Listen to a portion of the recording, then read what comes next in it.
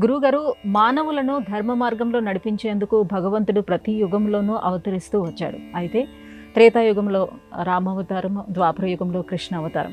ఇలా భగవంతుడు ఒకడే అయినప్పుడు అన్ని అవతారాలు ఎందుకు దాల్చాలి? చాలా చాలా మంచి ప్రశ్న. ఇవాళ రోజున లోకంలో అనేక మందికి తెగని సమస్య. సాధ్యమైనంత వరకు అమ్మవారి కృపచేత మనం దానికి సమాధానం చెప్పుకుందాం. అసలు భగవంతునికి ఒక రూపం లేదు. అరూపాయ, ఏ రూపము ఆయనకు లేదు. అవ్యయుడు అని అంటాం భగవంతుణ్ణి. రంగు, రుచి, వాసన ఏమి, లింగ విభక్తి వచన శూన్యమైనటువంటి వస్తువు ఏదో అది భగవంతుడు. ఆయనకు రూపం లేదు.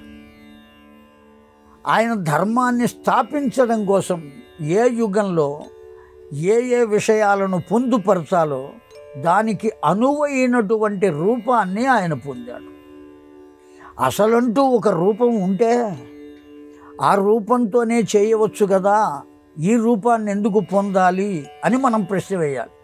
అసలు వాడికి రూపమే లేదు, ఏ రూపం లేనివాడు. మనం భగవత్ తత్వము అని పిలుస్తున్నాం, అందుకనే దానికి పరబ్రహ్మము అని పేరు. ఒక రాముడనో, కృష్ణుడనో, యోగి అనో, సర్వేశ్వరుడనో ఏ పేరో పెట్టలేదు భగవంతుడికి. పరబ్రహ్మము అన్నాం. అగోచరుడు, ఎవ్వరికీ కనపడడు, నిత్యుడు, శాశ్వతమైనటువంటి వాడు. అతడి శక్తి అంత గొప్పది. అవసరమైన రూపాన్ని పొందాలి కనుక దానికి అనువైనటువంటి రూపం. ఆఫీసుకు వెళ్ళేటప్పుడు ప్యాంటు షర్టు వేసుకుని, టక్ చేసుకుని, టై పెట్టుకుని, షూ వేసుకుని పెడతాడు. అదే ఇంట్లో పనిచేసేటప్పుడు టక్ చేసుకుని, టై వేసుకుని, బూటు, షూ అవన్నీ వేసుకుని చేస్తాడు. ఆ పని చేయడు కదా.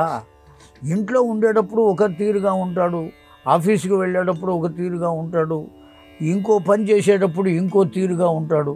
అట్లాగే ఏ పని కొరకు భగవంతుడు అవతరించాడో ఆ పనికి అనుగుణమైనటువంటి రూపాన్ని పొందాడు. ఆ రూపానికి ఆ యుగంలో వాళ్ళు ఒక్కొక్క పేరు పెట్టి పిలిచారు. అసలు భగవంతుడు ఒకే రూపంతో ఉండవచ్చు కదా, ఇన్ని రూపాలు ఎందుకు అనడానికి వాడికి రూపమే లేదు.